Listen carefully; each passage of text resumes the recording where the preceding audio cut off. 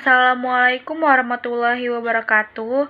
Perkenalkan, kami dari kelompok 7 yang beranggotakan Hani Nurfadila, Muhammad Satria Aji, dan saya sendiri Syafira Putri Oktaviana yang akan mempresentasikan materi tentang akuntansi surplus, defisit, dan akuntansi aset. Akuntansi pembiayaan. Akuntansi pembiayaan adalah setiap penerimaan yang perlu dibayar kembali atau pengeluaran yang akan diterima kembali, baik pada tahun anggaran bersangkutan maupun tahun-tahun anggaran berikutnya, yang dalam penganggaran pemerintah terutama dimaksudkan untuk menutup defisit atau memanfaatkan surplus anggaran. Jenis pembiayaan. Penerimaan pembiayaan mencakup yang pertama, sisa lebih perhitungan anggaran tahun anggaran sebelumnya atau ISLPA. Yang kedua, pencairan dana cadangan. Yang ketiga, hasil penjualan kekayaan daerah yang dipisahkan. Yang keempat, penerimaan pinjaman daerah. Dan yang kelima, penerimaan kembali pemberian pinjaman dan penerimaan piutang daerah. Jenis pembiayaan. Pengeluaran pembiayaan mencakup yang pertama, pembentukan dana cadangan, yang kedua, penyertaan modal atau investasi pemerintah daerah, yang ketiga, pembayaran pokok utang, dan yang terakhir, pemberian pinjaman daerah. Prinsip pengakuan dan pengukuran. Penerimaan pembiayaan akan diakui pada saat telah diterima di rekening kas umum daerah dan sesuai dengan IPSAP nomor 3 menyebutkan bahwa pengakuan penerimaan pembiayaan ditentukan oleh BUN atau BUD sebagai pemegang otoritas dan bukan semata-mata oleh RKUN dan RKUD sebagai salah satu tempat penampungan, seperti halnya penerimaan pembiayaan pada rekening khusus yang dibentuk untuk menampung transaksi pembiayaan yang bersumber dari utang. Selanjutnya, pengeluaran pembiayaan akan diakui pada saat telah dibayarkan dari rekening kas umum daerah dan sesuai dengan IPSAP nomor 3 menyebutkan bahwa pengakuan pengeluaran pembiayaan ditentukan oleh BUN atau BUD sebagai pemegang otoritas dan bukan semata-mata oleh RKUN atau RKUD sebagai salah satu sumber pengeluaran, seperti halnya pengeluaran pembiayaan yang tidak melalui RKUN atau RKUD yang diakui oleh BUN atau BUD. Pencatatan pembiayaan. Jurnal pembiayaan pencatatannya digunakan double entry yang akan menghasilkan laporan realisasi anggaran atau LRA.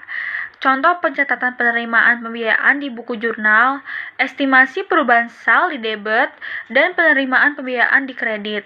Yang kedua, contoh pencatatan pengeluaran pembiayaan di buku jurnal, pengeluaran pembiayaan di debit, dan estimasi perubahan sal di kredit. Akuntansi surplus dan defisit.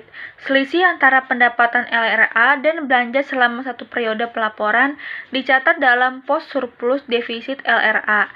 Surplus LRA adalah selisih lebih antara pendapatan LRA dan belanja selama satu periode pelaporan, sedangkan defisit LRA adalah selisih kurang antara pendapatan LRA dan belanja selama satu periode pelaporan.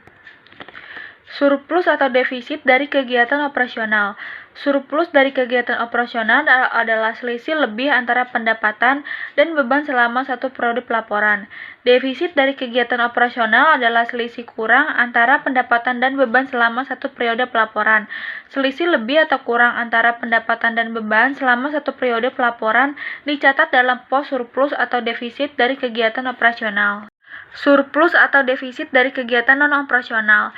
Pendapatan dan beban yang sifatnya tidak rutin perlu dikelompokkan tersendiri dalam kegiatan non-operasional, termasuk dalam pendapatan atau beban dari kegiatan non-operasional antara lain surplus atau defisit, penjualan aset non-lancar, surplus atau defisit penyelesaian kewajiban jangka panjang, dan surplus atau defisit dari kegiatan non-operasional lainnya. Selisih lebih atau kurang antara surplus defisit dari kegiatan operasional dan surplus atau defisit dari kegiatan non-operasional merupakan surplus atau defisit sebelum pos luar biasa. Selanjutnya yaitu akuntansi aset. Yang pertama yaitu aset lancar, yang berupa kas dan setara kas, yang diakui pada saat diterima oleh bendahara umum daerah, bendahara penerimaan, bendahara pengeluaran, Badan Layanan Umum Daerah, dan Bendahara Dana Kapitasi (FKTP). Lalu ada piutang, diakui pada saat penyusunan laporan keuangan ketika timbul klaim atau hak untuk menagih utang atau manfaat ekonomi lainnya kepada entitas, yaitu pada saat yang pertama terdapat surat ketetapan atau dokumen yang sah yang belum dilunasi. Yang kedua, terdapat surat penagihan dan telah dilaksanakan penagihan dan belum dilunasi. C. Investasi diakui apabila memenuhi kriteria sebagai berikut. Yang pertama, pemerintah daerah kemungkinan akan memperoleh manfaat ekonomi dan manfaat sosial atau jasa potensial di masa depan dengan tingkat kepastian cukup. Pemerintah daerah perlu mengkaji tingkat kepastian mengalirnya manfaat ekonomi dan manfaat sosial atau jasa potensial di masa depan berdasarkan bukti-bukti yang tersedia pada saat pengakuan yang pertama kali. Yang kedua yaitu nilai perolehan atau nilai wajar investasi dapat diukur secara memadai atau andal reliable. Biasanya didasarkan pada bukti transaksi yang menyatakan atau mengidentifikasi biaya perolehan. Jika transaksi tidak dapat diukur berdasarkan bukti perolehannya, penggunaan estimasi yang layak juga dapat dilakukan. Yang D, persediaan diakui pada saat yang pertama, potensi manfaat ekonomi masa depan diperoleh pemerintah daerah dan mempunyai nilai atau biaya yang dapat diukur dengan andal. Yang kedua yaitu diterima atau hak kepemilikannya dan atau kepenguasaannya berpindah. Yang kedua yaitu aset tetap. Aset tetap diakui pada saat manfaat ekonomi masa depan dapat diperoleh dan nilainya dapat diukur dengan handal. Untuk dapat diakui sebagai aset tetap, harus dipenuhi kriteria sebagai berikut. Yang pertama yaitu aset tetap harus berwujud. Yang kedua, mempunyai masa manfaat lebih dari 12 bulan. Yang ketiga, biaya perolehan aset dapat diukur secara handal. Yang keempat, tidak dimaksudkan untuk dijual dalam operasi normal entitas. Yang kelima, diperoleh atau dibangun dengan maksud untuk digunakan. Yang ketiga yaitu dana cadangan. Dana cadangan diakui pada saat terbit SP2D LS pembentukan dana cadangan. Yang keempat yaitu aset tetap lainnya. Yang pertama, piutang angsuran diakui pada akhir periode akuntansi berdasarkan jumlah pembiayaan yang telah diakui dalam periode berjalan dengan harga normal dari kontrak penjualan aktiva. Yang kedua yaitu BOT atau Build Operate Transfer diakui berdasarkan harga perolehan pada saat bangunan atau aktiva lainnya tersebut selesai dibangun. Prosedur akuntansi aset pada SKPKD merupakan pencatatan atas pengakuan aset yang muncul dari transaksi pembiayaan yang dilakukan oleh pemerintah daerah. Misalnya, pengakuan atas investasi jangka panjang. Aset terbagi ke dalam dua kelompok, yaitu aset lancar atau current asset. Yang kedua yaitu aset tidak lancar atau non-current asset. Standar jurnal untuk akuntansi aset dilakukan melalui jurnal ikutan yang proses pencatatannya dilakukan bersamaan dengan jurnal yang berkaitan dengan rekening realisasi anggaran. Selanjutnya ada akuntansi kewajiban. Definisi akuntansi kewajiban merupakan utang yang timbul dari peristiwa masa lalu yang penyelesaiannya mengakibatkan aliran keluar sumber daya ekonomi pemerintah.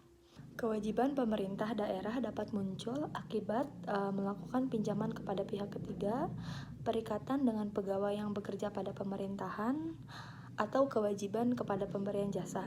Kewajiban bersifat mengikat dan dapat dipaksakan secara hukum sebagai konsekuensi atas kontrak atau peraturan perundang-undangan. Kewajiban diklarifikasikan menjadi dua. Yang pertama itu ada kewajiban jangka pendek. Kewajiban jangka pendek adalah kewajiban yang jatuh tempo kurang dari 12 bulan setelah tanggal pelaporan. Dan yang kedua ada kewajiban jangka panjang. Kewajiban jangka panjang yaitu kewajiban yang jatuh tempo lebih dari 12 bulan setelah pelaporan. Selanjutnya ada pencatatan kewajiban. Transaksi kewajiban dicatat di buku jurnal finansial. Contohnya bisa dilihat ya di PowerPoint. Yang terakhir yaitu ada penyajian dan pelaporan. Kewajiban akan dilaporkan di neraca dan diungkapkan dalam catatan atas laporan keuangan. Selanjutnya ada akuntansi ekuitas dana. Akuntansi ekuitas dana terjadi bersamaan terutama dengan akuntansi atas transaksi pembiayaan serta penyesuaian karena sebenarnya perubahan yang terjadi pada saldo ekuitas dana disebabkan oleh transaksi tersebut serta penyesuaian di akhir periode akuntansi. Catatan atas akun ekuitas dana adalah sebagai jurnal dan transaksi-transaksi tersebut. Ekuitas dana terbagi menjadi 3 kelompok. Yang pertama itu ada ekuitas dana lancar. Ekuitas dana lancar terdiri dari sisa lebih pembiayaan anggaran dan dana yang harus disediakan untuk membayar utang jangka pendek. Yang kedua ada ekuitas dana investasi. Terdiri dari diinvestasikan dalam investasi jangka panjang, diinvestasikan dalam aset lainnya, serta kontak ekuitas berupa dana yang harus disediakan untuk pembayaran utang jangka panjang. Yang terakhir yaitu ada ekuitas dana cadangan. Terdiri atas diinvestasikan dalam dana cadangan. Mungkin itu saja yang kelompok kami dapat sampaikan. Kurang lebihnya mohon maaf. Wassalamualaikum warahmatullahi wabarakatuh.